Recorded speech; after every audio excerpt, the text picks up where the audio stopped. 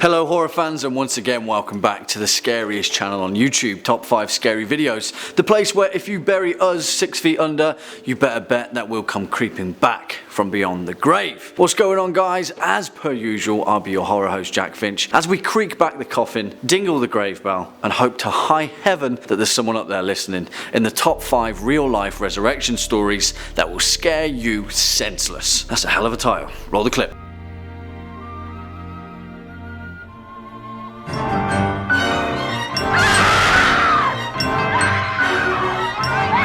Before we jump on into this scarefest, you know the drill by now guys. If you're a fan of this video, Life Beyond the Grave, or just top 5 scary in general, then be a dear and hit that thumbs up button as well as that subscribe bell so you can stay up to date with our daily dose of horror fueled goodness.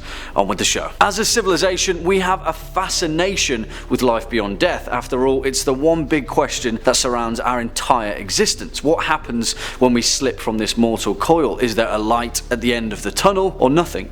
A final trip into the abyss? Well, for some people, they've already taken that one-way ticket, and somehow they've lived to tell the tale. Kicking off our number 5 spot, Oren the Naysayer. In ancient history, it was often thought that burying an individual in the foundation of a new building, particularly churches or fortresses, would ensure that the structure would never fall, and that sacrifice would be taken by the soil as a blood offering. Well, in 563 AD in ancient Scotland, a priest named Oren accompanied his supposed brother, St. Columba, to the Scottish Isle of Iona. There they built a church, but St. Columba was under the assumption that the structure would not stand without a sacrifice to the structure's foundations, and our man Oren volunteered. After he was buried beneath the chapel's walls, consigned to the earth, the church was successfully built. It wasn't until a few months later that Oren shoved his face through one of the lower foundation walls and cried out to a passerby that, and we quote, "There is no hell as you suppose, nor heaven that people talk about. I have seen it, and there is nothing." In another version of the story, St. Columba wanted to see Oren once more and opened a pit underneath the chapel. When he realised that Oren was not dead, he had that pit quickly covered with earth to save Oren's soul from, in his words, the world and its sin. That's messed up. Next up at number 4, back from the morgue. In 2011, a 50-year-old South African man had suffered an asthma attack and subsequently died whilst at a party with his family. Distraught, his family called in an undertaker to deal with the body, who examined the corpse, checked his pulse, looked for a heartbeat, and just as he suspected, found out there was nothing there.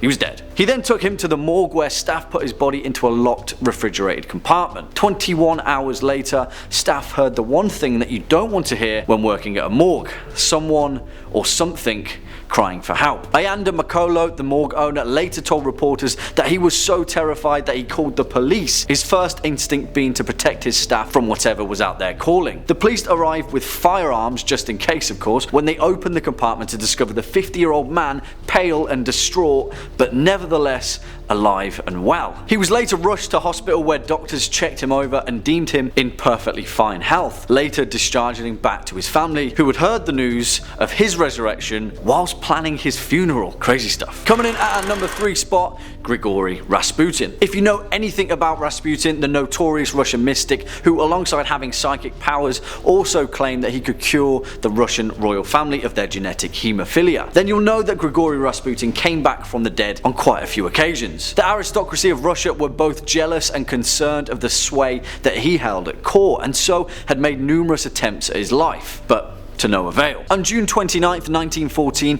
Rasputin's first murderer, a former prostitute named Gaseva, stabbed Rasputin repeatedly in his stomach, so much so that his intestines actually spilled out of his body. She proclaimed to the streets of St. Petersburg that she had killed the Antichrist, but Rasputin rose from the dead a few days later. Again, on December 16th, 1916, a group of his conspirators fed him a cake with enough cyanide in it to kill 5 men. After he didn't even flinch or show sign of wavering, the group whipped out a gun and shot Rasputin point blank in the back. Of course, he still didn't die, and when he returned, they shot him 3 times again. They beat him with clubs, allegedly cut off his manhood, tied him up, and dumped his body in the ice-cold Neva River. A few days later, they retrieved Rasputin's body from the river, finally dead, but guess what? They'd found that he'd somehow ripped apart the ropes that tied his hands, and also found water in his lungs during an autopsy, indicating clearly that he'd still been alive before drowning.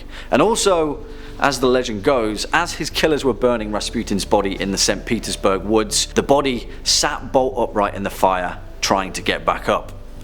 Damn. Next up at number 2, Anne Greene. Way back when in 1650, a woman named Anne Greene was convicted of murdering her newborn child and later hiding the body at the house of her employer. She was sentenced to death by hanging, and with her last words she fiercely protested her innocence and begged for mercy in reception of her mortal soul. After the hangsman kicked out the stool from beneath her, her body was left to hang for over an hour, where during this time her body was thumped and pulled down upon to ensure that she was actually dead. Eventually Anne's corpse was cut down from the gallows and placed into a coffin and later sent to a doctor to conduct her autopsy. Just as the doctor was about to slice her open with a scalpel, Anne's corpse bolted upright and screamed, "Hallelujah, I have returned." Seriously. Reportedly, doctors first kicked Anne in the chest in complete horror and shock, as you would, and then, after they realised she wasn't a hulking zombie, they warmed her ice cold body and gently revived her. In a completely insane turn of events, Anne Greene was granted a reprieve from the crime